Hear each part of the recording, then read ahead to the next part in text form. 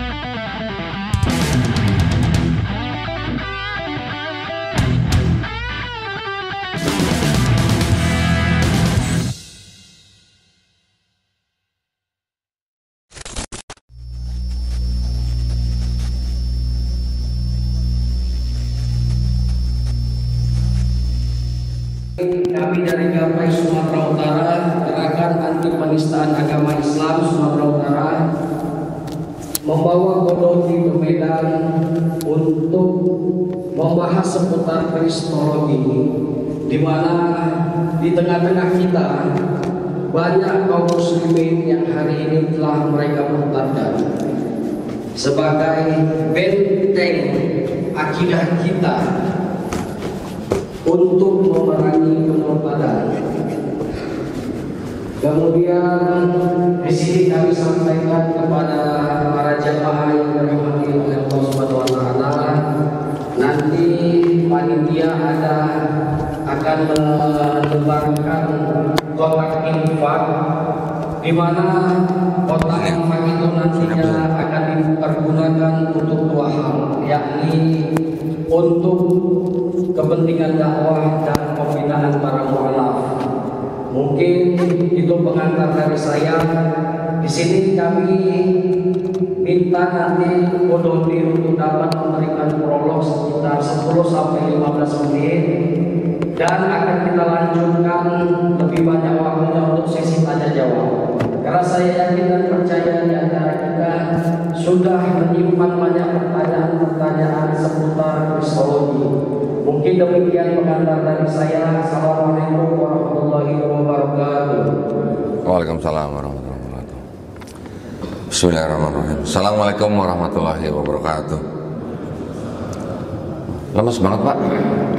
Assalamualaikum warahmatullahi wabarakatuh. Alhamdulillah. Innal hamdalillah nahmaduhu wa nasta'inuhu wa nastaghfiruhu wa na'udzu billahi min syururi anfusina wa min sayyiati a'malina may yahdihillahu fala mudilla lahu wa may yudlil fala hadiya lahu. Asyhadu an la ilaha illallah wahdahu la syarika lahu wa asyhadu anna Muhammadan abduhu wa rasuluh.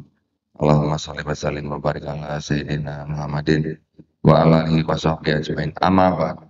Alhamdulillah, senang sekali saya bisa berada di masjid yang megah ini. Emang ini ya, apa namanya, kalau sudah kajian jadi mencar semua gitu ya, jauh ya. Cari senderan masing-masing gitu ya. Alhamdulillah, terima kasih banyak undangannya ke masjid Musabihin. Musabihin, Al-Musabihin, alhamdulillah. Saya ini apa tadi, pembawa prolognya tadi udah pinter ya, nggak nyebut saya mualaf lagi. Saya disebut mualaf terus, saya protes. Jangan mualaf terus, gitu. Mantan kafir aja gitu. Mungkin kalau bapak-bapak yang sudah mengetahui saya dari YouTube ya, saya juga mendapat masukan. Gimana kalau lebih diperbanyak sesi tanya jawabnya gitu. Bapak-bapak di sini mungkin sama ibu-ibu mungkin sudah menyimpan pertanyaan sekitar kristologi. Kira-kira sudah ada berapa orang Pak yang mau tanya? Boleh tunjuk tangan kira-kira yang mau tanya? 1. Berapa lagi? 2. Ada lagi? Cuma 2? Hah? 3. Udah, cuma 3. 4. Kalau cuma 4 berarti ini dong, Nggak lama dong berarti lama. Mau dibanyakin tanya jawab atau dibanyakin kajiannya nih? Hah? Kajian? Oke, baik kalau gitu. Nah, di samping saya sudah saya bawa beberapa kitab ya. Ini adalah yang apa? Kitab-kitab dari agama kekristenan. Tujuan kita belajar kristologi itu adalah bukan untuk menjadi orang Kristen, ya Pak ya. Tujuan kita belajar kristologi itu untuk mengetahui akidah orang Kristen, sejarah kekristenan, bagaimana kondisi dan isi kitab mereka, yang mana ujungnya tuh kita mau mempelajari ini untuk membentengi akidah umat Islam dari upaya-upaya pemurtatan. Ya. Tadi sudah disebutkan bahwa kalangan mereka khususnya di sekolah tinggi teologi ya. Di Sumatera Utara mungkin banyak sekolah tinggi teologi ya dari kekristenan. Itu mereka juga belajar Islamologi. Cukup intens mereka banyaknya. Dan Islamologi itu yang mereka pelajari itu yang saya tahu itu mereka selain untuk mengenal agama Islam juga memurtadkan orang-orang Islam ya. Ini bukan tuduhan ya. Saya sudah beberapa kali bicara dengan orang-orang yang pernah belajar di STT. Bahkan di STT syarat untuk kelulusan mahasiswanya itu salah satunya adalah harus bisa memurtadkan beberapa orang. Ada yang 3 orang, ada yang 5 orang, bahkan sampai ada yang 20 orang. Salah satu syarat untuk lulus di STT. Mungkin mereka mengambil dari lingkar yang paling dalam ya. Keluarga keluarga dari orang tua, nanti baru besar lagi, tambah besar lagi. Itu memang benar ada. Saya juga punya bukti semacam brosur atau materi yang mereka miliki bahwa untuk bisa lulus dari STT salah satu syaratnya adalah memurtadkan orang atau membawa jiwa istilahnya gitu ya. Membawa jiwa dari luar Kristen masuk ke dalam agama Kristen. Itu yang mereka lakukan. Kemudian mereka juga masih melakukan yang namanya upaya kristenisasi. Kristenisasi ini dilakukan oleh dua pihak.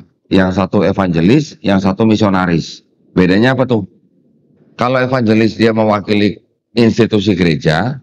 Contoh misalnya kalau ada bencana alam misalnya. Yang turun evangelis. Ya, membantu, memberikan bantuan-bantuan, kemudian memberikan penghiburan-penghiburan. Tapi akhirnya mereka membawa misi-misi untuk membawa orang masuk Kristen. Yang kedua itu misionaris. Misionaris itu pergerakannya senyap, nggak kelihatan. Mereka mencari orang untuk dijadikan misionaris lagi.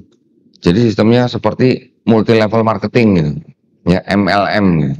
Cari satu orang, nanti satu orang ini bisa dapat 2 orang, masing-masing 2 orang bisa dapat 2 lagi gitu. Semakin banyak multiplikasi. Ya. Kemudian selain itu juga misi-misi kristenisasi dilakukan di beberapa instansi. Ada juga di instansi kesehatan seperti rumah sakit, bisa juga di instansi pendidikan, gitu ya. Kalau kita zaman dulu kalau dengar sekolah yang jadi sekolah favorit itu sekolah kalau nggak Katolik, sekolah Kristen gitu ya. Ada yang ada lulusan sekolah Katolik atau Kristen di sini, Pak? Ada? Nggak ada ya? Alhamdulillah. Banyak orang tua kita yang masih berpikir bahwa sekolah Katolik atau sekolah Kristen itu katanya mutunya lebih baik gitu. Makanya mereka banyak menyekolahkan anaknya di sekolah-sekolah Kristen. Tanpa sadar, mereka sudah menempatkan anak-anaknya di suatu tempat yang beresiko bisa pindah agama. Ya. Banyak kejadian, bahkan pernah satu keluarga datang ke saya, juga begitu, memasukkan anaknya ke sekolah Katolik atau Protestan, berapa tahun setelah lulus, masuk Kristen. Ada juga orang tua yang berpikir mendapatkan pendidikan untuk anak harus kirim ke luar negeri gitu. Ketika sudah kirim ke luar negeri, pulang-pulang setelah 3-4 tahun, pulang-pulang sudah murtad. Banyak yang datang ke saya begitu, ya. Alhamdulillah setelah diskusi ada yang kembali, ada yang tidak. Ya itu semuanya kita serahkan ke Allah Subhanahu wa taala. Nah, jadi ada juga nanti di rumah sakit, ya. Kalau ada pasien di luar Kristen yang ibaratnya sudah mau sakaratul maut, itu biasanya pihak keluarga nggak boleh tunggu, disuruh keluar. Nanti yang nungguin mana? Dari pihak rumah sakit. Entah bagaimana caranya, simsalabim tiba-tiba pasien sudah jadi Kristen. Sering begitu ya. Kami dari Yayasan Pembina Mu'alafah Tauhid juga pernah mengirimkan utusan kami ke rumah sakit Kristen di Bandung. Ada seorang pemuda memasukkan ibunya ke rumah sakit Kristen di Bandung. Karena mungkin terdesak atau emergensi, ibunya harus masuk rumah sakit situ dan harus dioperasi katanya. Waktu itu kurang jelas sakitnya apa. Biayanya cukup besar karena pemuda ini belum mengurus BPJS ibunya. Sampai akhirnya rumah sakit menawarkan untuk operasi gratis. Tapi harus masuk Kristen. Kita bantu urus BPJS-nya, kemudian kita pindahkan ke rumah sakit lain. Masih ada praktek begitu ya. Nah, jadi alhamdulillah saya dan teman-teman di Yayasan Pembina Mu'alafah Tauhid ini, kami memang mendalami ilmu kristologi ini tujuannya adalah untuk membentengi akidah umat Islam dari upaya-upaya pendangkalan akidah dan juga upaya-upaya pemurtatan. Saya alhamdulillah juga diamanahkan menjadi ketua litbang di dalam yayasan ini, sehingga saya diwajibkan untuk berdebat, berdebat dengan pendeta minimal setahun 2 kali. Dulu-dulu waktu baru-baru mudah cari pendeta, sekarang susah cari pendeta. Kenapa nggak tahu saya. Mungkin karena saya udah nemuin bukti-bukti di dalam kitab-kitab mereka sendiri gitu ya. Izin sebentar.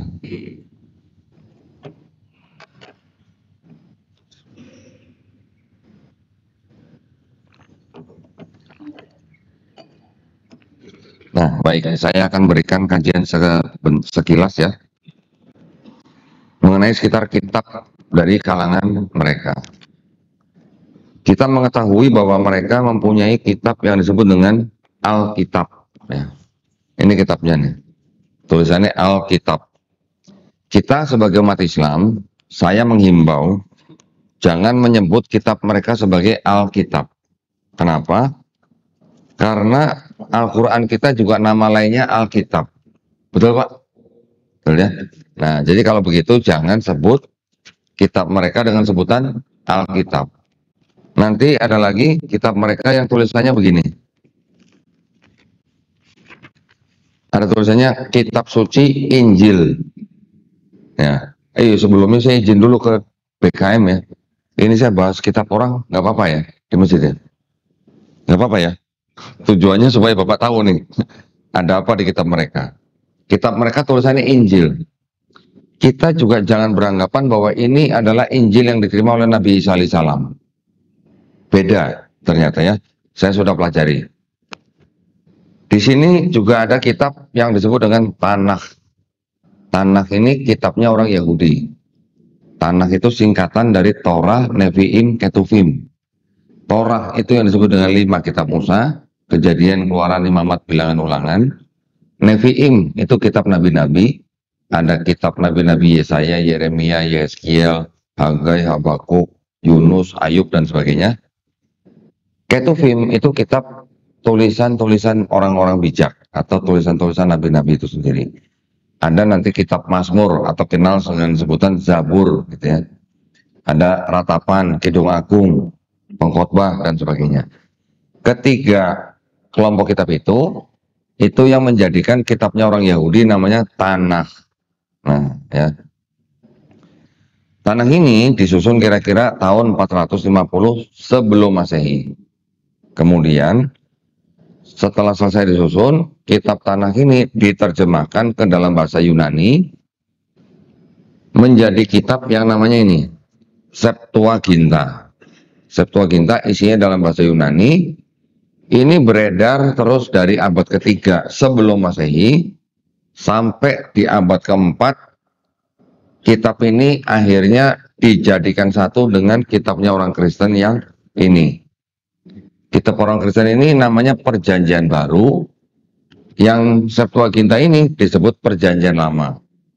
Ini yang dijadikan satu dengan Perjanjian Baru, inilah yang menjadi kitabnya orang Kristen. Ya, sampai diterjemahkan ke dalam bahasa-bahasa lain, ke bahasa-bahasa Latin, Jerman, Belanda, dan sebagainya, sampai yang ke bahasa Indonesia menjadi ini. Kitabnya ini yang punya Protestan, ini jumlahnya mempunyai 66 surat, gitu ya. Ini yang Protestan. Nanti ada lagi yang Katolik. Nah, ini yang Katolik 73 surat, gitu ya. Belum selesai, Pak. Ini ada lagi yang Ortodoks. Ortodoks ini 78 surat. Nanti ada lagi yang Ethiopia. Mana ya kitabnya? Oh, ini. Ada lagi yang Ethiopia, 81 surat. Berarti dalam kekristenan, konsep firman yang menjadi kitab, ini belum selesai, Pak, urusannya, Pak. Masih ada 66 surat, 73 surat, 78 surat, 81 surat.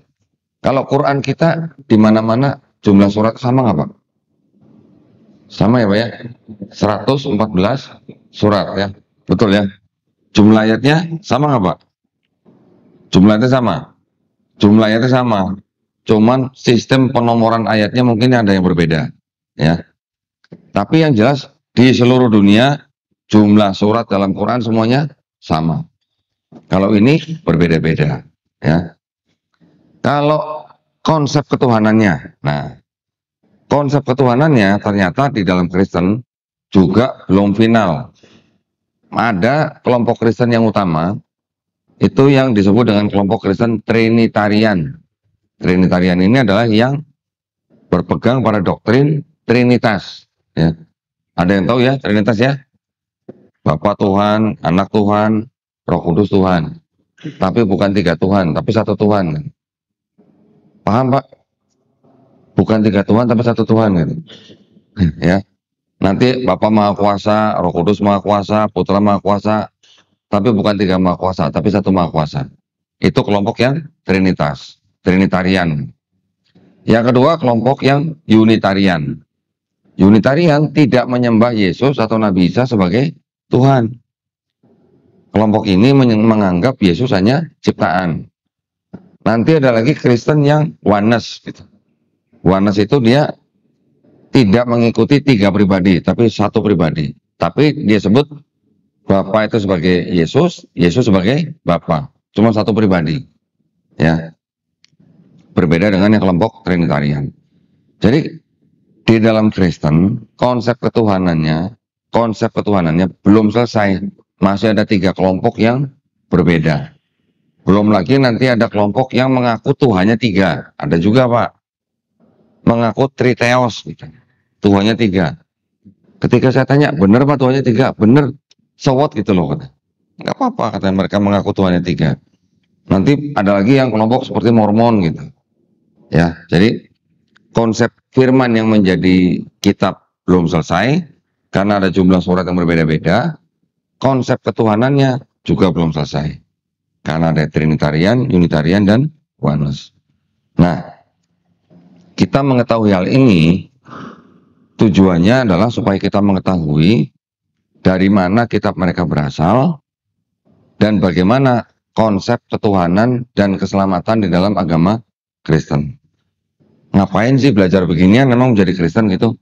Nah, orang Kristen nanti giliran mereka mendekati orang Islam, nanti mereka juga akan membawa-bawa ayat-ayat Quran.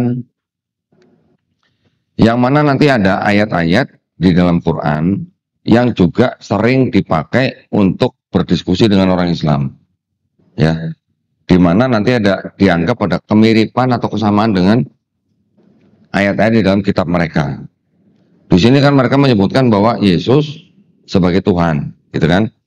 Tetapi mereka juga pintar selain Yesus, mereka juga bikin kitab yang menggunakan kata Isa Al-Masih.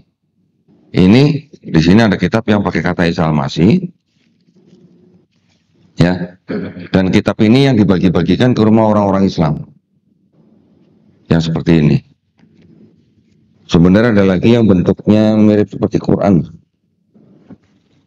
ambilnya susah, ya. Jadi mereka memang membagi-bagikan kitab ini ke rumah-rumah orang Islam.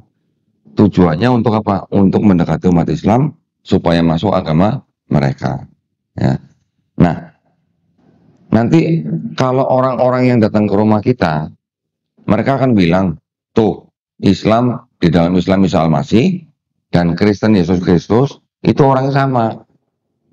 Tapi ketika nanti mereka berdebat dengan kita misalnya, mereka akan bilang Yesus dan Isa itu orang yang berbeda, gitu. Ya. Maka itu ketika mereka bawa ini ke rumah orang-orang Islam, mereka akan mencoba mempengaruhi kita dari istilah-istilah yang mereka gunakan dalam kitab mereka. Di dalam kitab mereka, mereka juga menggunakan kata Allah, gitu ya, A-L-L-A-H.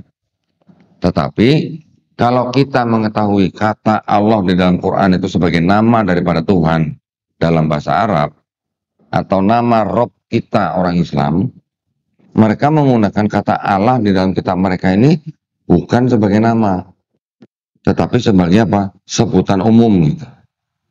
Nanti ada ayat yang berbunyi begini, jangan ada Allah-Allah lain di hadapanku, gitu. Ya, ada yang seperti itu.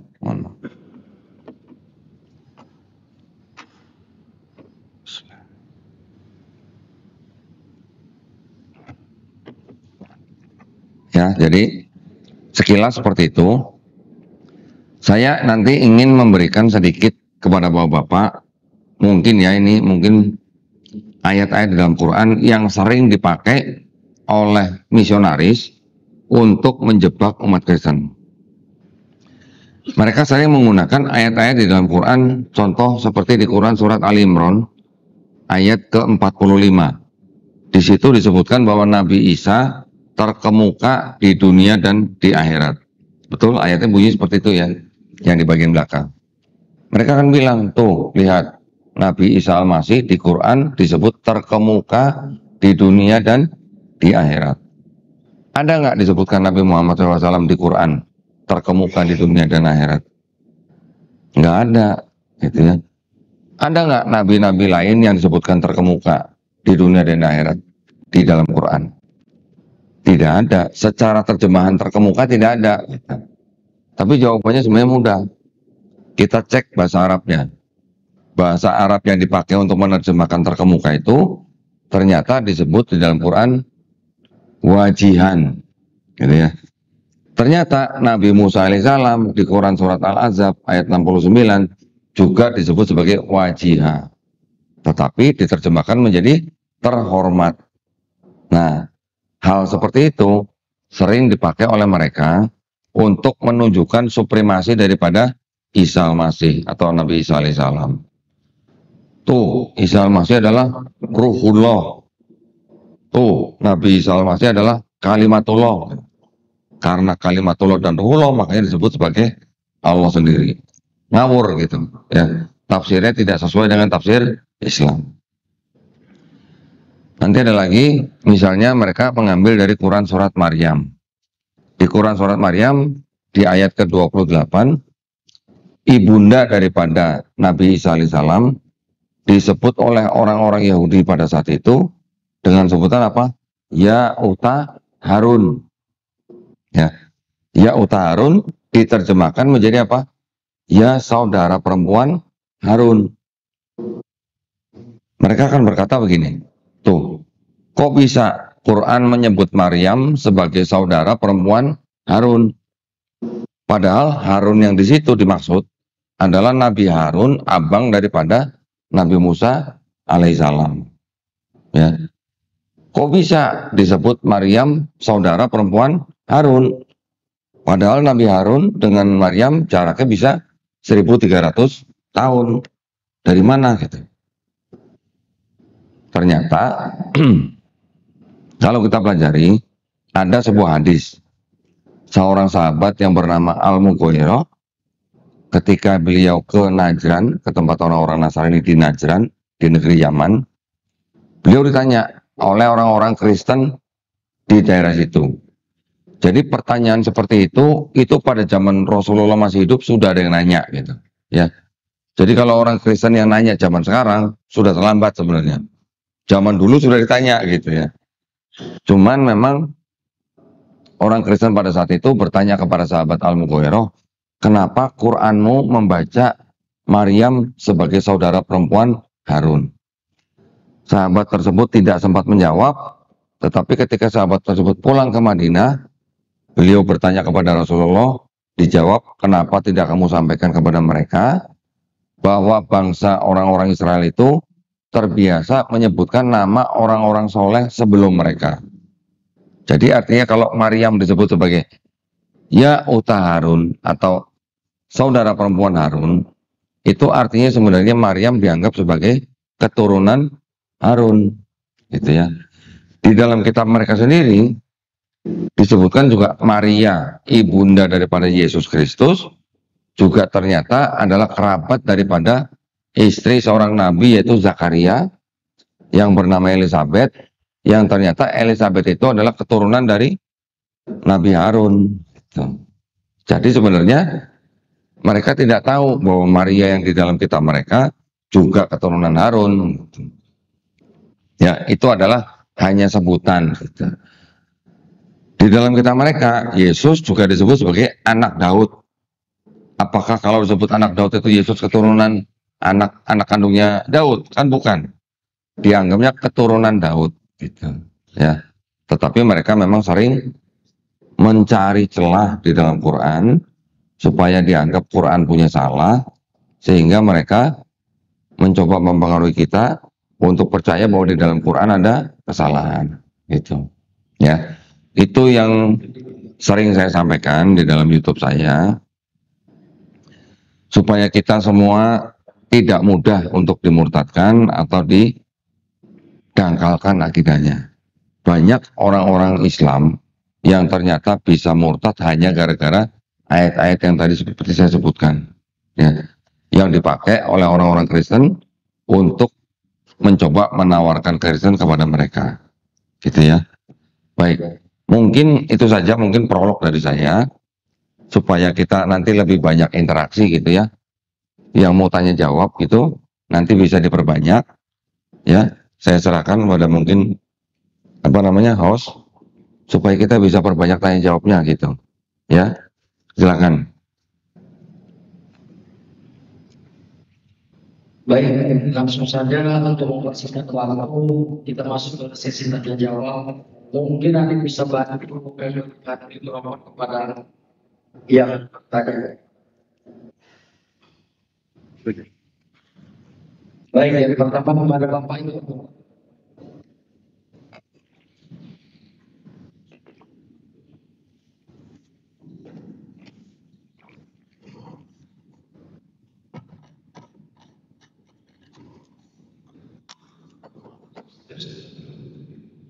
Assalamualaikum warahmatullahi wabarakatuh. Waalaikumsalam. Susahnya, kok saya panggil Bapak boleh? Iya, jangan panggil Ustaz. Iya, yang mau saya tanyakan saya bergaul dengan orang-orang besar di luar, termasuk dalam lingkungan kerja saya, termasuk dalam lingkungan yang di luar kerjaan saya juga. Yang mau saya tanyakan itu kira-kira apa ilmu yang bisa Bapak kasih satu saya pribadi untuk Bapak-Bapak yang bisa kita pengaruhi mereka untuk masuk ke dalam Islam. Kira-kira apa kira-kira? Kalau yang sebelumnya saya tahu tidak ada ini yang menyebutkan sembahlah saya, sembahlah Yesus sebagai Tuhan. Kalau saya nggak salah ya, kira-kira apa yang lain lagi yang bisa diberikan kepada saya yang ada di sini, supaya bisa seperti Bapak juga memasukkan orang Nasrani ke Islam. Nah, saya juga pengen dulu bagi situ. Iya. Terima kasih. Assalamualaikum warahmatullahi wabarakatuh. Waalaikumsalam warahmatullahi wabarakatuh. Baik, alhamdulillah. Ya, ini memang perlu belajar Pak ya memang ya.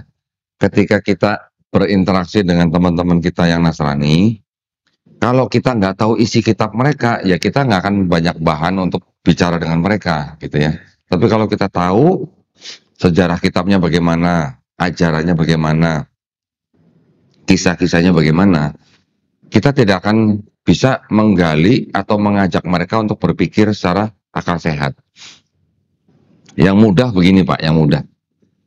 Seperti tadi Bapak bilang, bahwa di dalam kitab mereka, Yesus tidak pernah diceritakan mengaku sebagai Tuhan, dan mengajak orang bangsa Israel untuk menyembah Dia. Betul Pak? Memang betul. Ya. Bahkan di dalam kitab mereka, Yesus hanya mengajak bangsa Israel untuk menyembah kepada yang disebut Bapa, atau dikonotasikan sebagai Tuhan yang Maha Esa. Saya berani mengatakan bahwa Yesus sendiri di dalam 4 gospel ya Pak ya. 4 gospel itu 4 surat di dalam kitab mereka Perjanjian Baru yang disebut dengan Matius, Markus, Lukas, Yohanes. Di dalam 4 gospel itu Yesus tidak pernah mengajarkan kekristenan Pak. Yesus juga tidak pernah mengajarkan agama Kristen atau menurunkan agama Kristen. Yesus sendiri juga tidak pernah diceritakan mengajarkan ke gereja hari Minggu, itu nggak ada juga Pak. Ya. Tapi isinya yang dilakukan Yesus di dalam kisah mereka ini, dalam kitab mereka, itu malah bisa dikatakan yang kita lakukan sekarang sebagai umat Islam. Contoh, tadi kita sholat subuh Pak, Yesus juga ada sholat subuh. Kita sholatnya sujud, Yesus juga sholatnya sujud. Kita nggak makan babi, Yesus juga diceritakan tidak pernah makan babi. Kita disunat, Yesus juga disunat. Kita kalau mati, ya kita puasa, Yesus juga puasa. Ada ayat-ayatnya Pak. Kita kalau meninggal jenazah kita dikafani, diceritakan di sini Yesus ketika disalib diturunkan jenazahnya dikafani juga Pak. Terlepas daripada itu yang disalib Yesus atau bukan, kita mengimani bahwa Nabi Isa alaihissalam tidak dibunuh dan tidak disalib. Tapi diceritakan di sini ketika Yesus mati disalib, jenazahnya dikafani. Jadi umat beragama apa sekarang yang laki-lakinya disunat, sholatnya sujud, tidak boleh makan babi, berpuasa, jenazahnya dikafanin. Malah kita umat Islam yang melakukan apa yang dilakukan Yesus di sini gitu. Jadi itu mungkin bisa dipakai sebagai pemancing gitu Pak. Ada nggak sih di Bible Yesus makan babi gitu? Nggak ada. Semua ini di Perjanjian Baru nih, ya tidak ada cerita Yesus makan babi Pak. Yesus disunat. Orang Kristen ada yang disunat, tapi kebanyakan tidak disunat. Yang menyebabkan seperti itu kenapa? Gitu. Yesus puasa, tapi orang Kristen ada yang puasa, tapi kebanyakan tidak puasa. Yang menyebabkan itu apa Pak? Nah, itu yang menyebabkan itu adalah kalau di dalam 4 gospel Yesus mengatakan, jangan kamu menyangka aku datang untuk meniadakan hukum Taurat. Aku datang bukan untuk meniadakan hukum Taurat, tapi untuk menggenapi. Matius 5 ayat 17. Tetapi ada ajaran setelah 4 surat itu Pak, ada surat-surat yang disebut dengan surat-surat Paulus. Nah, kita harus bisa meyakinkan kepada teman Bapak bahwa mereka itu bukan mengikuti Yesus, tapi mengikuti Paulus Pak. Karena ajaran Paulus apa? Yesus datang untuk mati di atas kayu salib untuk membatalkan hukum Taurat. Itu yang ngomong disebut Paulus, bukan Yesusnya. Kalau Yesus bilang, aku datang bukan untuk meniadakan hukum Taurat. Tapi Paulus bilang di Efesus 2 ayat 15, Yesus mati di atas kayu salib untuk membatalkan hukum Taurat. Jadi kan ada perbedaan Pak. Yang diikuti orang Kristen yang mana? Yang Paulus apa yang Yesus? Ya, itu salah satu Pak. Kemudian yang paling penting adalah Yesus sendiri di dalam seluruh Perjanjian Baru Pak tidak pernah mengajarkan namanya dosa waris. Ya, kalau Paulus mengajarkan dosa waris, Paulus mengajarkan bahwa dosa yang dilakukan oleh Hawa istri Adam itu menjalar kepada setiap keturunan Adam. Sehingga manusia sudah berdosa, tidak bisa bersatu kembali dengan Tuhan, makanya Tuhan perlu datang ke dunia untuk mati di atas kayu salib, sebagai penebus dosa. Yesus sendiri nggak pernah mengajarkan bahwa dia mengajarkan dosa waris. Di dalam Matius 18 ayat 3, Yesus malah mengatakan, jikalau kamu tidak bertobat dan menjadi seperti anak kecil, kamu tidak akan masuk dalam kerajaan surga. Ajaran Yesus. Ajaran Paulus, jikalau kamu orang Kristen tidak percaya mengaku Yesus sebagai Tuhan dan Juru Selamat yang mati di atas kayu salib untuk menebus dosa kamu, kamu tidak selamat. Beda Pak ajarannya, gitu ya. Jadi pertama, Paulus mengajarkan dosa waris, Yesus tidak pernah mengajarkan dosa waris. Paulus dan Barnabas yang tinggal di Antioquia selama setahun, mereka disebut sebagai Kristen. Jadi mereka yang menciptakan Kristen, Pak, bukan Yesus. Yesus tidak pernah menyebutkan Kristen, tidak pernah mengajarkan ajaran Kristen, tidak pernah menurunkan agama Kristen. Ini berdasarkan teks mereka sendiri loh, Pak. Bukan saya asumsi loh, bisa dibuktikan. Saya berani berdebat dengan pendeta. Ketika saya tanya, mana ajaran dosa waris dari Yesus? Pendeta mengakui, nggak ada. Jadi mereka memang mengikuti ajaran Paulus. Gitu Pak ya. Yang paling mudah itu. Kalau mau bicara yang agak dalam-dalam, teologi itu nanti mungkin bisa ikutin di YouTube saya. Gitu. Silakan yang lain ada. Baik, Pak, itu Pak, tadi udah request dari awal sebelum.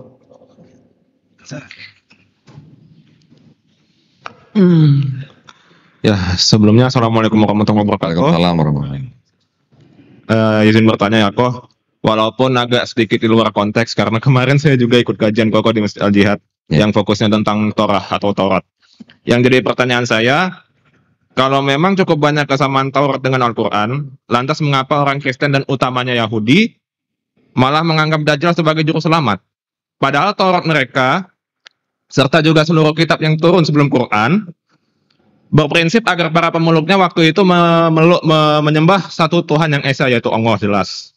Dan telah meramal bahwa akan ada seorang nabi yang diutus untuk menyempurnakan amal para nabi sebelumnya, yaitu Ahmad atau Muhammad. Apa benar hanya karena sekedar buta hati aja itu Koh? Makanya mereka malah menganggap Dajjal sebagai juru selamat, padahal di Torah mereka ada nabi yang menyempurnakan para nabi, yaitu Nabi Ahmad atau Nabi Muhammad.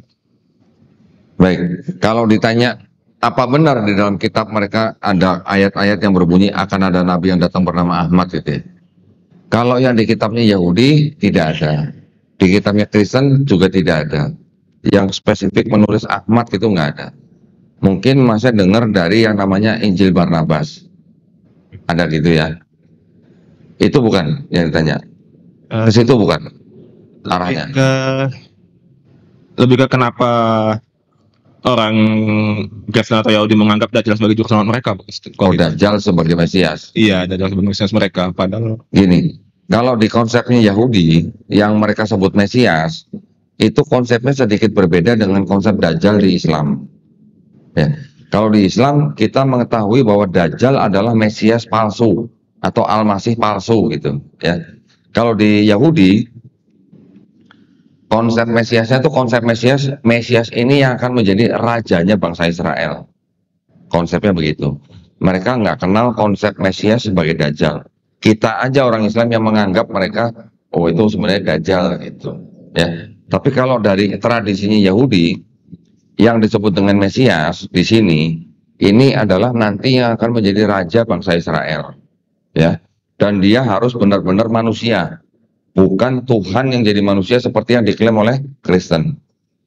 Mesias itu juga nanti harus keturunan dari Daud melalui jalur Salomo atau Sulaiman alaihissalam. Mesias itu juga nanti turun setelah di dunia ini tidak ada orang mengangkat senjata. Ya.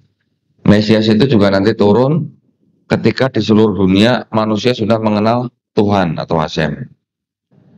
Beda dengan Kristen. Ketika Kristen klaim bahwa Yesus itu adalah Mesias yang dijanjikan, mereka mengatakan bahwa Yesus adalah Tuhan sendiri yang menjelma jadi manusia. Jadi sudah tidak sama dengan panah gitu ya. Kristen juga klaim bahwa Yesus itu adalah keturunan dari Daud. melalui Salomo. Tetapi ternyata di dalam kitab mereka sendiri, silsilah Yesus membuktikan bahwa Yesus bukan keturunan langsung daripada Daud. Karena Yesus bukan anak kandung daripada Yusuf. Yang berikutnya, ketika Yesus lahir sampai sekarang masih ada perang. Sampai sekarang juga masih ada orang yang tidak mengenal Tuhan Yang Maha Esa. Jadi buat Yahudi, Yesus bukan Al-Masih atau bukan Mesias yang dijanjikan. Gitu, ya. Jadi memang ada perbedaan pandangan. Yahudi tidak menerima Yesus sebagai Mesias. Kristen mengangkat Yesus sebagai Mesias dan juga sebagai Tuhan. Islam kita menganggap Nabi Isa hanya sebagai Al-Masih, hanya sebagai Nabi, tidak menuhankan. Konsep Al-Masih di dalam Islam juga berbeda dengan konsep Mesias di dalam tanah mereka. Kalau Al-Masih di dalam Islam, kita hanya memahami Nabi Isa alaihissalam diberikan mukjizat untuk menyembuhkan orang sakit, membangkitkan orang mati dengan cara mengusap. Ya, Al-Masih di dalam Islam itu kita kenal artinya mengusap. Kalau di dalam Yahudi dan di dalam Kristen, Mesias itu artinya yang diurapi gitu.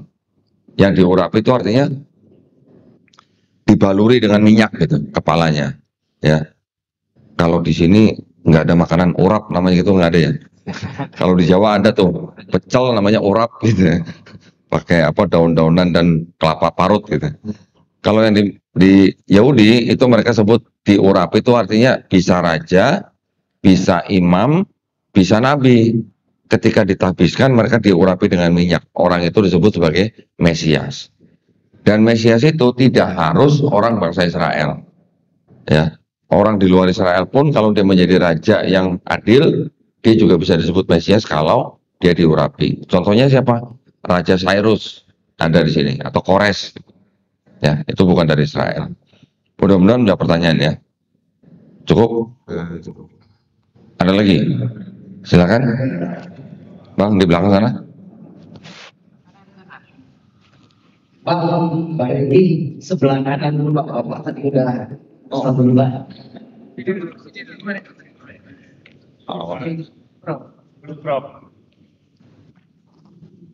Terima kasih Pak. Assalamualaikum warahmatullahi wabarakatuh. Waalaikumsalam warahmatullahi wabarakatuh. Saya pendek pertanyaannya. Ya. Yang saya ingin tahu, ketika Bapak seorang Kristen, bagaimana Bapak cara beribadah? Apakah Bapak seorang yang taat,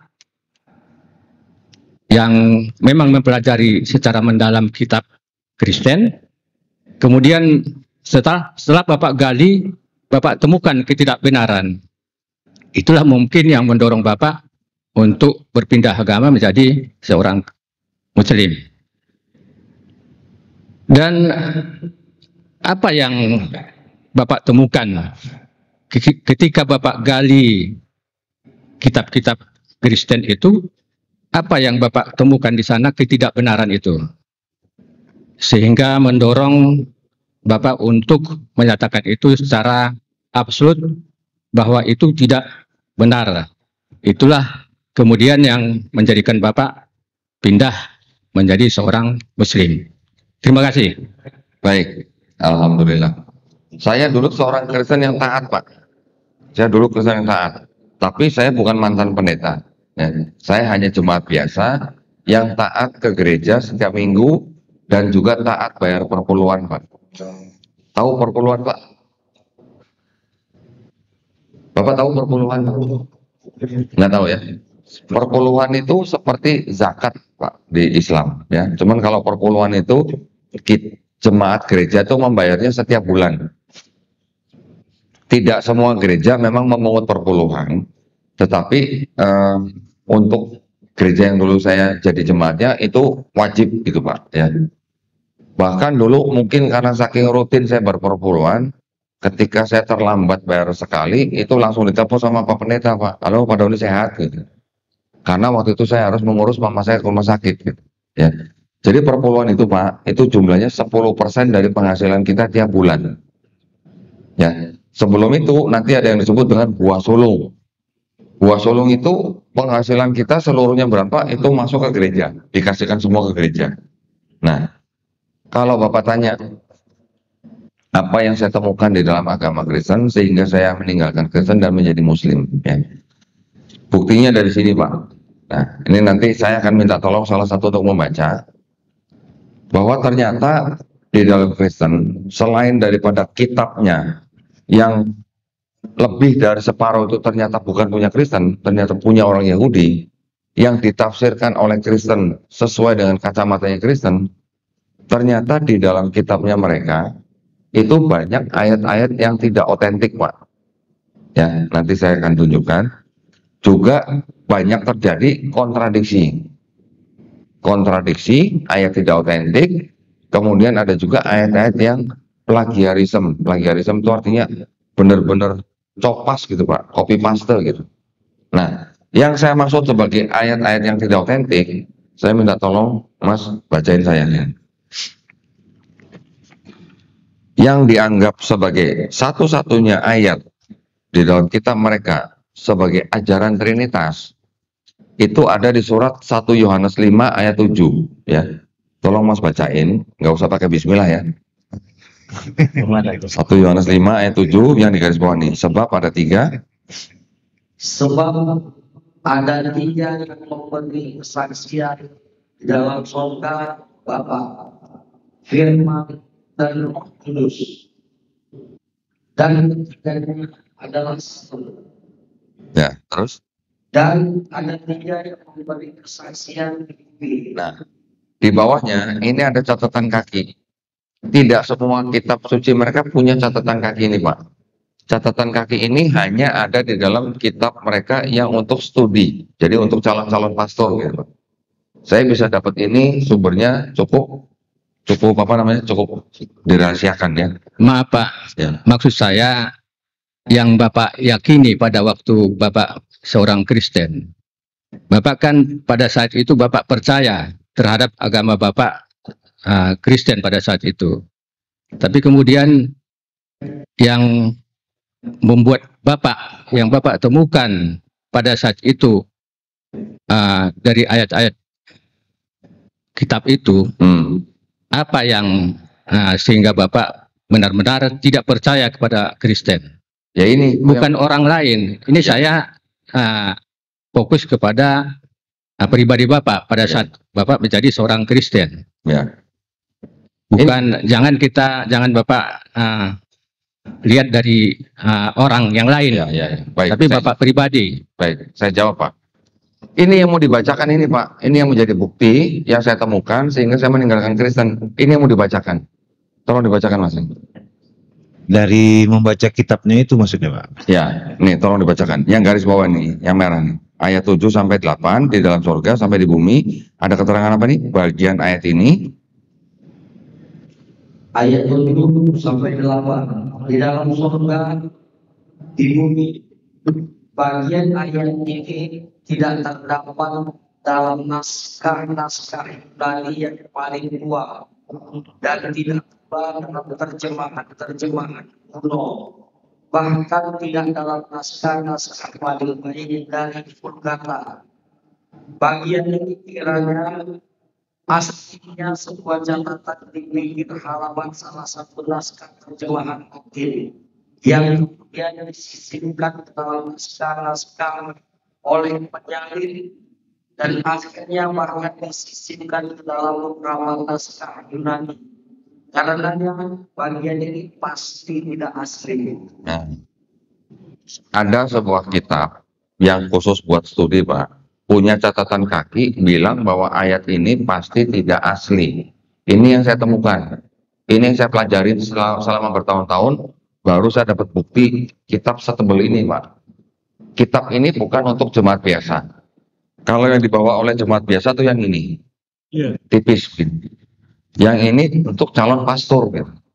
Nah, jadi ketika saya menemukan ternyata di dalam kitab saya yang dulu saya percaya ada ayat-ayat yang tidak asli, itu yang membuat saya meninggalkan itu, Pak. Ya. Mudah-mudahan menjawab pertanyaan Bapak. Silakan yang lain.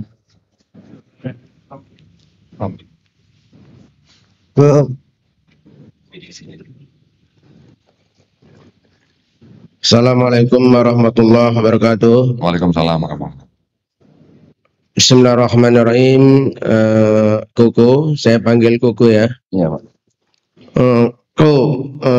Tadi saudara sudah mendeskripsikan ya. Saya bangga sebenarnya. Saudara menjadi muslim yang taat. Tapi saya harus koreksi dulu atas kebanggaan ini. Koreksi pertama saya. Koko udah baca tuh semuanya. Udah alam peralaman udah baca.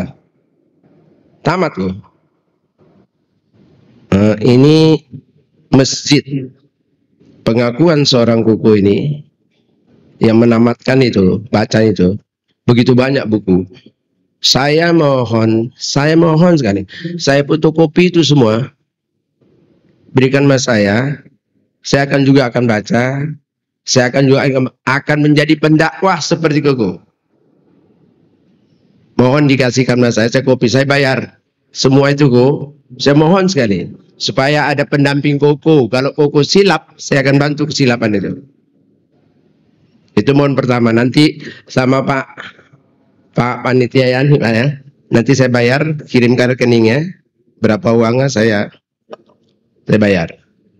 Yang kedua, deskripsi historis mulai dari Yunani ya, Yunani itu gudang ilmu, itu gudangnya ilmu.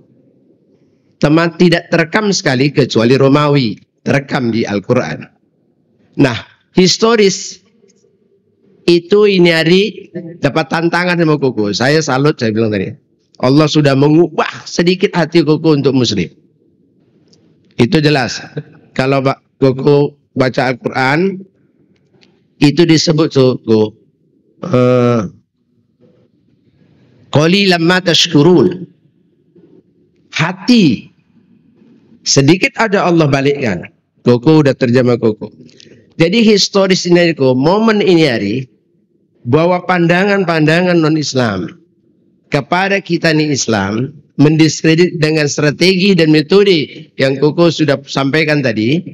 Ya, itu sangat baik kami pahami, terutama di Islam yang sangat fobia ini, Islam yang sangat rendah nih kualitasnya.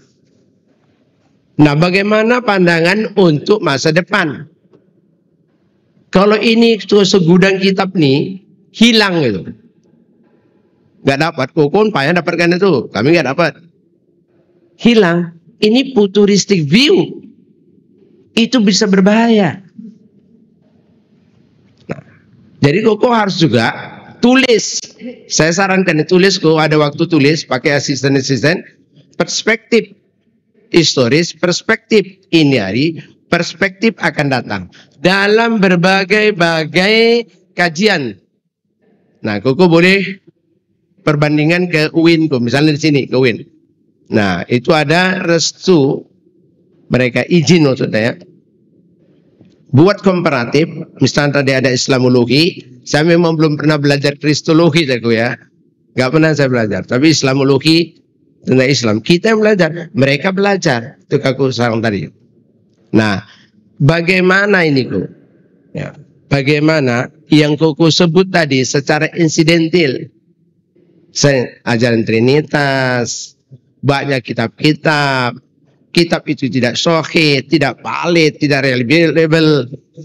Nah, itu dasar research itu harus dibantah, harus dibantah. Jadi kalau ini tidak dibantah, Koko tidak tulis. Ini kan kami nggak bisa nangkap tadi. Koko bilang ini kalau pulang nih hilang sedikit, hilang ini Koko semuanya. Sih kita jangan tinggal.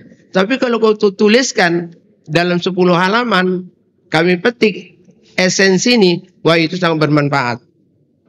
Sangat bermanfaat. Nanti ke depan nih Koko kan mau tempat lain. Ini asisten banyak nih. Malam-malam tolong diambil laptop ini apa yang Koko bilang tuh sampaikan. Sehingga apa yang Koko bilang ini hari ketemu lagi semua orang lain, itu bisa didebatable. Nah, sehingga menjadi satu temuan yang kekeh gitu. Nah, nanti Koko udah keliling gini, Koko bisa dinobatkan sebagai seorang pendakwah, dokter pendakwah berkualitas. Nah, itu saya harapkan kok. Saya berdoa supaya koko ini sehat, ya kan? Hatinya terbuka, pemikiran ini. Cuma saya harapkan kok, saya harapkan. Ini filosofi ya kok ya, ini filosofinya. Apa yang saudara koko cakapkan, apa yang saudara koko praktekkan dengan cakap, koko olah dengan logika koko yang tinggi ini, tapi saudara koko masukkan dalam hati supaya Allah tidak lagi bolak-balikkan ini fakta, karena ada juga kok orang yang mu'alaf masuk sementara untuk mengetahui strategi kemu'alafan, balik dari dia menjadi murtad. Ini jangan sampai kejadian ya kok ya. Ya, saya doa saya. Nah, assalamualaikum warahmatullahi wabarakatuh. Waalaikumsalam warahmatullahi wabarakatuh. Alhamdulillah, terima kasih banyak Pak doanya. Pertama-tama, kalau untuk fotokopi sepertinya sulit Pak. Saya bukan nggak mau kasih fotokopinya, tapi dari buku-buku yang saya punya ini sebenarnya bisa dimiliki dengan membeli Pak. Ada yang dijual di toko buku, ada yang di Indonesia, ada juga yang dari luar negeri. Tapi memang beberapa yang tidak khusus diperdagangkan itu harganya cukup mahal Pak. Satu kitab yang tua terbitan 1916 kemarin ada yang saya lihat buka jual kira-kira 50 juta. Ada yang masih aktif yang terbitan 2009 yang tebal dari yang merah, ada yang minta 15 juta. Ya, jadi memang butuh dana yang cukup besar. Kalau yang standar-standar itu bisa dibeli di toko buku ya. Saya juga sering beli di amazon.com. Kalau kok sebentar. Ya. Koko bilang tadi 15. Saya beli 50 juta. Kalau mau nanti saya pesenin Pak. Ya, nanti saya beli. Tapi itu yang ini Pak ya. Itu semuanya mungkin 100 juta saya beli. Itu semuanya mungkin 100 juta saya beli. Itu semuanya mungkin 100 juta saya beli. Yang ini nggak boleh dijual Pak. Kalau Bapak mau saya belikan, saya carikan di tempat lain. Bahasa Indonesia kan? Bahasa Indonesia. Ada yang bahasa Inggris Pak, ada yang bahasa Ibrani, ada yang bahasa Yunani. Saya nggak pandai bahasa Ibrani Pak. Iya. Nanti percuma saya beli yang bahasa Indonesia saja dan Koko udah terjemahkan lah. Iya. Berarti kan Koko kalau udah baca ini, bahasa Inggris, bahasa Ibrani, ini kan memudahkan saya. Karena kalau kau menerjemahkan ini ada syaratnya loh. Ya, kalau saya terjemahkan, mungkin Inggris Koko dengan Inggris saya beda. Inggris orang lain beda. Iya. Apalagi kita berani. Nanti terjadi interpretasi yang berbeda. Iya. Maksud saya kok, kalau Koko udah dapat itu terjemahkan ini bahasa. Yang penting itu 100 juta pun saya beli. Saya akan belajar. Demi Allah saya akan belajar. Nah, kalau yang ini milik yayasan Pak. Ini tidak untuk dijual. Ya, kalau Bapak mau cari kitab-kitab yang sama seperti yang saya pakai, saya bisa bantu Bapak untuk beli di mana gitu. Nanti bisa hubungin saya, ya Pak ya. Nah, kemudian kalau mengenai tulisan, alhamdulillah Pak, saya sudah menulis buku. Buku yang saya bawa ini juga isinya rangkuman daripada apa yang saya dakwakan, dengan bukti-bukti daripada kitab-kitab mereka sendiri. Buku itu saya bawa ke mana-mana. Kalau misalnya Bapak Ibu ada yang mau beli, bisa diperoleh di depan ya. Nanti ada petugas yang bisa membantu. Itu buku yang kami buat, isinya adalah apa yang saya bicarakan ke tempat-tempat di mana saya berdakwah. Juga isinya juga termasuk materi-materi yang kontradiksi yang tadi saya bilang di dalam kitab mereka. Jadi ada kontradiksi, ada yang tidak sahih, itu semuanya saya taruh dalam buku. Gitu ya Pak ya. Terima kasih banyak Pak doanya. Mudah-mudahan kami di Yayasan Pembinaan Mu'alafah Tauhid ini bisa terus berdakwah untuk mengajak orang bertauhid. Gitu Pak ya. Yang bisa saya jawab ya. Silakan yang lain. Bang Riki. Nanti. Oh, ini. Oh duluan. Assalamualaikum warahmatullahi wabarakatuh. Waalaikumsalam warahmatullahi wabarakatuh. Terima kasih Kok. Jadi dari penjelasan Koko, mempelajari kristronologi untuk memprotek diri kita dan keluarga kita dari serangan pihak misionaris. Yang jadi pertanyaan bagi saya Kok, bagaimana kita seorang ayah atau orang tua memprotek anaknya dari lingkungan yang dia bakal hadapin, menjaga dirinya dari serangan itu, gempuran itu kan kok. Yang kedua, saya pribadi dan jamaah mungkin kita harus mengislamkan diri kita dan keluarga kita dulu lebih intensnya, supaya serangan itu nggak gitu berpengaruh kalau kita sudah mengislamkan diri kita. Ya lebih belajar juga kita bagaimana kita Islam yang sejati, Islam yang mukmin istiqomah. Itu aja kok. Assalamualaikum warahmatullahi wabarakatuh. Alhamdulillah. Pertanyaan Bapak, bagaimana kita memprotek anak kita gitu ya? Ya, itu memang sudah menjadi tanggung jawab kita, bahwa yang namanya umat Islam ya harus belajar terus, Pak. Terutama bagi anak-anak kita ya. Tanggung jawab kita di mana sampai anak itu tidak berhenti belajar Islam. Kita sebagai umat Islam, mau sebagai anak, mau sebagai orang tua, kita terus belajar, bahkan kita belajar Islam sampai mati, Pak. Betul kan? Ya, itu yang harus kita lakukan. Nah, mengenai belajar kristologi itu, saya berani mengatakan, Pak, karena saya juga sudah berkonsultasi dengan beberapa ulama, bahwa belajar kristologi itu fardu kifayah, Pak, bukan fardu ain. Ya, jadi kalau sudah ada yang mengerjakan, ya sudah. Tidak perlu semua umat Islam belajar. Tetapi kita cukup mengetahui saja, tujuannya ya hanya supaya itu tidak mudah dimurtadkan oleh orang-orang yang menggerogoti Islam dari dalam gitu, Pak. Ya, Pak ya. Tentu saja kalau Bapak tadi bilang kita tetap harus mengislamkan diri kita dulu, betul Pak, saya setuju. Makanya kita tetap harus bertakwa terus. Dengan bertakwa kita tetap menjalankan perintahnya, menjauhi larangannya. Insya Allah kita menjadi muslim yang istiqomah. Tujuan kita, target utama kita adalah apa, Pak? Kita nanti harus husnul khotimah. Supaya apa? Supaya kita terhindar dari api neraka. Itu saja sih sebenarnya. Sebenarnya simpel, Pak. Mungkin tapi kalau dijabarin bisa panjang. Intinya kita sebagai umat Islam tetap harus mentadaburi Al-Quran. Di dalam Quran itu tidak cukup tidak cukup, Pak, kita pelajari sampai mati ilmunya gitu. Jadi selama kita hidup belajar Quran sampai mati itu nggak akan cukup dengan Quran. Gitu ya, Pak ya. Mudah-mudahan menjawab pertanyaan, Pak. Silakan, Pak, tadi. Saya. Oh ya. Assalamualaikum warahmatullahi wabarakatuh. Pertanyaannya memang agak di ujung dan memang saya sengaja karena ini pengalaman pribadi saya juga, Ustaz. Sorry, mau manggil Ustaz. Jadi saya itu pengusaha properti syariah tanpa bank. Alhamdulillah pengalaman ada konsumen Kristen, ya, dia baik saya lihat dan dia memohon-mohon minta beli rumah sama saya karena mau dibagi untuk ibunya. Dan saya membuktikan memang ibunya yang tinggal di situ, ibunya yang sudah sepuh sama bapaknya. Tapi di perjalanan, di ujung bagus, di ujung-ujung tiba-tiba dia bawa pengacara, marah-marah, karena perlakuan saya sama konsumen yang lain ke dia itu beda, gitu kan. Dia katanya lebih mahal kreditnya segala macam, gitu kan. Akhirnya dia komplain, dia mau disamakan dan dia nggak mau bayar marginnya kan.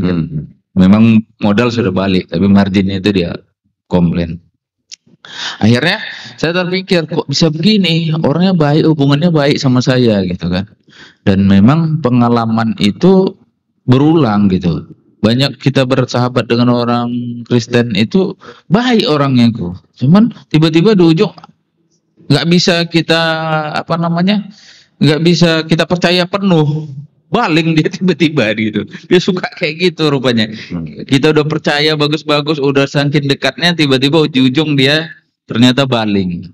Nah, di perjalanan saya pelajarin ternyata mereka didoktrin kok dari kecil katanya untuk membenci Islam. Dari TK, SD gitu doktrinnya membenci Islam.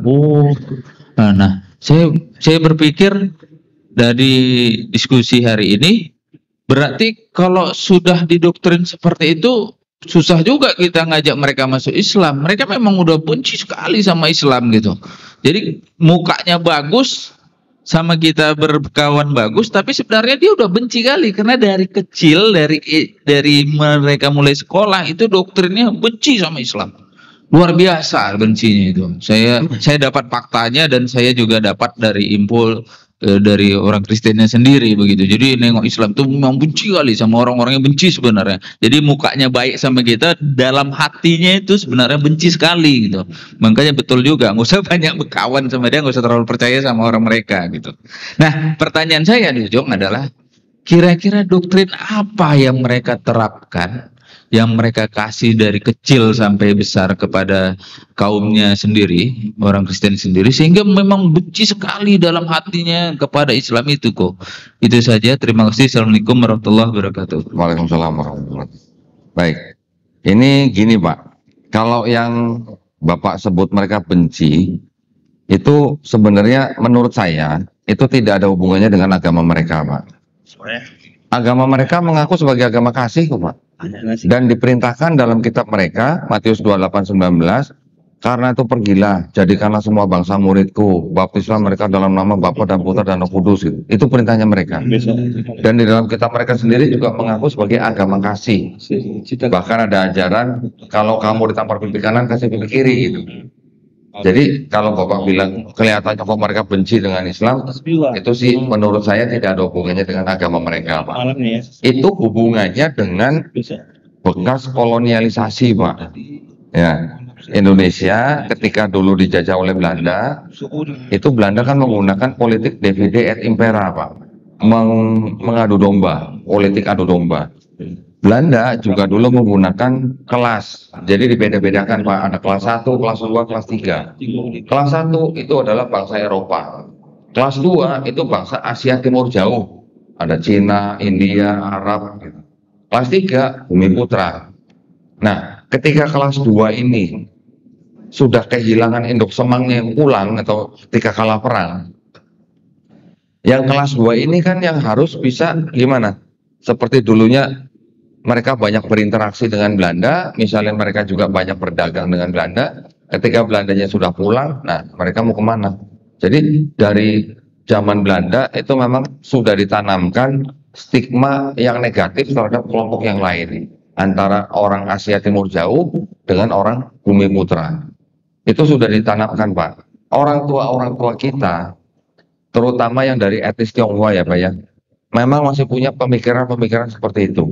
Islam itu agamanya orang miskin, Islam itu agamanya koruptor, Islam itu agamanya ngemis-ngemis di lampu merah gitu Pak. Masih ada pemikiran begitu. Bahkan masih ada juga orang tua etnis Tionghoa yang ketika anak-anaknya mau pindah agama, mereka bilang gini Pak, kalian mau beragama apa aja silahkan, asal jangan Islam. Pernah dengar gitu Pak? Bahkan ada yang bilang kamu nggak boleh masuk masjid. Ada yang begitu. Kamu nggak boleh ketemu ustadz. Ada yang begitu. Nah itu tanggung jawab kita semua Pak. Ya, kita bersama-sama dengan teman-teman yang lain juga termasuk pemerintah, itu kita harus bisa menghapuskan stigma-stigma negatif seperti itu. Itu memang tidak sehat Pak di dalam kehidupan bermasyarakat. Karena memang ketika Belanda udah pergi dari Indonesia, orang-orang Tionghoa ini mau lari kemana agamanya? Ya kebanyakan kalau nggak agama leluhur, Konghucu atau Buddha, banyak yang masuk Kristen. Dan itu memang sudah menjadi incaran mereka dari dulu Pak. Gitu. Jadi saya mohon sih kepada Bapak supaya kita jangan mengeneralisasi Pak. Jangan disamaratakan semua orang Cina begitu. Tidak semua. Ada juga orang Cina yang jiwanya lebih pribumi dari pribumi Pak. Ada juga. Saya pernah mengetahui yang begitu juga ada. Jadi artinya kita sebagai umat Islam kan juga diajarkan untuk tidak suudzon Pak. Ya. Yang penting kita berbuat baik. Asalkan ada apa namanya pelindung atau proteksi buat bisnis kita, itu yang harus kita lakukan. Jangan sampai kita percaya sama orang tapi tidak ada proteksi hukumnya Pak. Zaman sekarang sudah harus dengan proteksi hukum. Mungkin itu saja Pak. Saya bukan pakar hukum. Anda pakar hukum di sini tapi bukan saya. Mudah-mudahan itu bisa menjadi jawaban Bapak ya. Insya Allah. Silakan Pak. Assalamualaikum warahmatullahi wabarakatuh. Koko. Yang pertama, berkenaan dengan kalender. Kita mengenal kalender Masehi dan Hijriah. Ada 2 hari besar di kalender kita. Versi Islam disebut kenaikan Isa Al-Masih, wafatnya Isa Al-Masih. Kalau yang Nasrani mungkin kenaikan Yesus, wafatnya Yesus. Kalau kita lihat di Natal, pas Natal itu kalendernya kan pakai Masehi 25 Desember tiap tahun, tetap nggak pernah berubah. Sementara kenaikan Isa Al-Masih, wafat Isa Al-Masih itu bulannya, tanggalnya berubah-berubah. Itu pakai kalender apa? Itu pertama. Apakah kalender Hijriah atau yang lain? Kalau Masehi nggak mungkin. Kalau Masehi pasti nggak berubah tanggalnya. Yang kedua, sesuai dengan ada tertulis di surah Al-Baqarah 120 tentang walan tarda'ankal Yahudu walan Nasara dan seterusnya, umat Nasrani itu dan Yahudi itu tidak senang sama kita. Yang jadi pertanyaan, dari orang Nasrani yang nggak suka sama Islam itu, yang paling ngotot, yang paling benci sama Islam itu, apakah Protestan, Katolik, Ortodok atau yang lain-lain? Itu saja. Terima kasih. Wassalamualaikum warahmatullahi wabarakatuh. Baik, alhamdulillah. Kalau Natal, Pak, itu memang sudah kesepakatannya bukan kesepakatan karena kalender. Kesepakatannya itu udah dari gereja awal gitu, Pak. Disepakatinya 25 Desember. Tetapi tidak semua Kristen merayakan kelahiran Yesus pada 25 Desember, Pak. Tidak semua. Ada yang merayakan kelahiran Yesus tanggal 6 Januari. Beda gitu ya. Nah, jadi kalau penetapan 25 Desembernya sendiri itu tidak ada hubungannya dengan kitab mereka, Pak. Nah, berkenaan dengan yang apa tadi, hari naskah atau kematian gitu ya. Itu memang gini, orang Yahudi, Pak, dan Islam itu sama-sama menggunakan kalender sistem bulan atau Hijriah, bukan Masehi. Nah, jadi ketika untuk menentukan yang hari Yesus disalib, itu mereka menggunakan kalender yang bulan, Pak, bukan yang Masehi. Makanya berubah-berubah. Ya, Pak ya. Yang kedua tadi mengenai apa? Yang membenci Islam tuh yang membenci Katolik, Protestan itu. Gini, Pak. Saya juga ini mudah-mudahan saya salah, Pak ya. Atau saya nggak tahu persisnya. Kalau dikatakan orang Kristen membenci umat Islam, tidak semua, Pak. Tidak semua. Ya. Jadi kalau yang khusus yang berurusan dengan apologetika, mungkin iya, tapi itu hanya sebagian kecil.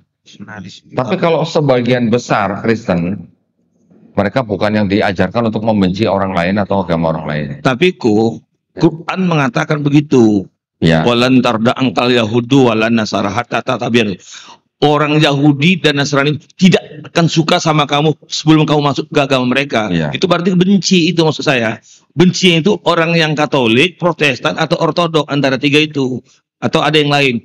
Itu dasarnya di Quran itu, benci dah. Tak suka dia mereka dengan Islam itu. Memang ada pribadi yang mungkin nggak benci. Ini secara umum Quran mengatakan benci sama Islam. Terima kasih.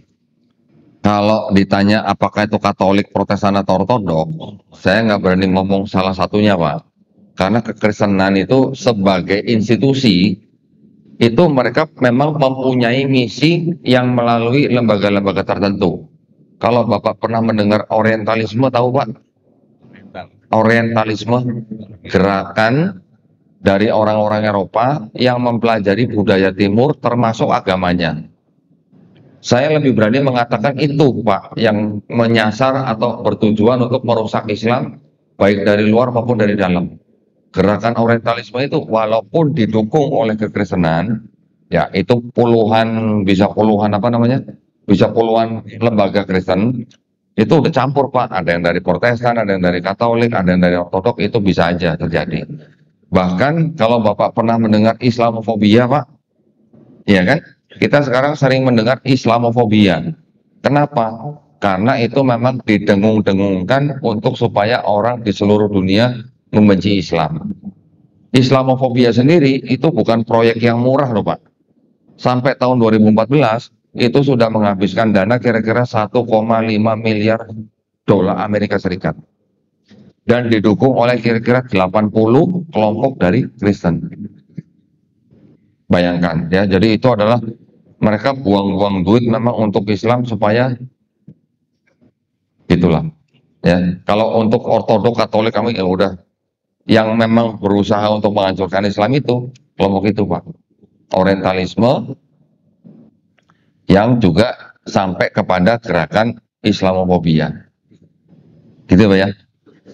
Silakan yang lain. Ada lagi? Ada lagi yang mau bertanya lagi? Please. Dari ibu-ibu mungkin ada yang mau bertanya. Iya, ibu-ibu belum ada yang bertanya. Ada yang nggak ada. Nggak ada? Baik, alhamdulillah kalau begitu kita mungkin bisa tutup kajian kita ini ya dengan kita sama-sama berdoa bahwa kita insya Allah dijadikan golongan manusia yang mengikuti apa yang sudah diturunkan Allah Subhanahu Wa Taala melalui Rasulnya, dan juga insya Allah kita dijadikan golongan manusia yang menyaksikan keesaan Allah Subhanahu Wa Taala. Ya, kita juga tidak lupa supaya kita berdoa semuanya menjadi Muslim yang istiqomah dan husnul khotimah. Insya Allah kita semuanya dilindungi dan dirahmati Allah Subhanahu Wa Taala. Kita juga berdoa ya dengan kita tutup dengan doa kafaratul majelis. Subhanakallahumma wa bihamdika asyhadu an la ilaha illa anta astaghfiruka wa atubu ilaik. Kemudian saya juga mohon maaf jika ada kata-kata saya yang salah. Ya, kalau ada yang salah itu datangnya dari saya, yang benar datangnya dari Allah Subhanahu Wa Taala. Saya kembalikan kepada host. Kalau begitu, akhir kata wabillahi taufiq wal hidayah. Wassalamualaikum warahmatullahi wabarakatuh. Waalaikumsalam.